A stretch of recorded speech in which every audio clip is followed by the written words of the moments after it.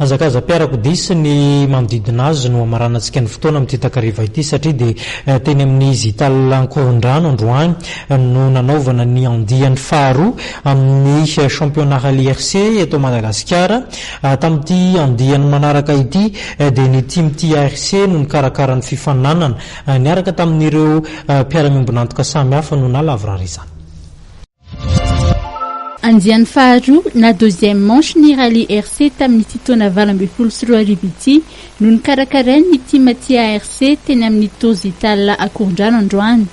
Raha ny eto Madagasikara dia tsy mbola fantatra loatra ny taranja rally RC, tanjona ny ampilalaon'ny ankizy sy ny mpakafy ny taranja rehetra ary ny itapa ihany koa ny fahaizana. Izy ity zany dia ny ampilalao any ankizy satria les disciplines RC zany tena hoe mbola fantatra eto Madagasikara dia izay no tena tanjona le fikarakarana ohatran'izao zany hoe mba ampilalao any ankizy mba misy compétition dia ahafantarany ankizy ny niveauany koa zany satria izy io zany misy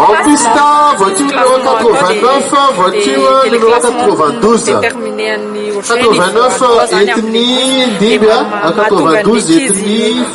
anao tsaratsara kokoa foana isa-taona le izy satria mba misy antony compétition hitsapana fahaizana. Maro ny mpandray anjara. Mpandray anjara zany nisy teo amin'ny ataoko hoe une trentaine teo zany ny rally tracé dia une vingtaine mahery kely teo ny rally cross dia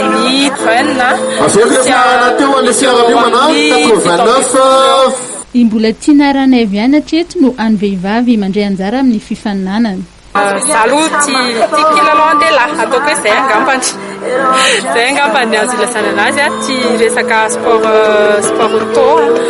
auto en général, sport de vitesse dia zay ny anisan'ny ohatrany hoe antony antsainankiray dia mbola tsy mahatakatra le rally ngeda. Tsy mitovy amin'ireo kilalao téléguidé mahazatra ny ankizy moa ireto fiara ireto ary manatomby ihany koa ny vidiny arak'izany. Isaky ny sokajy moa dia samy hibata amboara avokoa.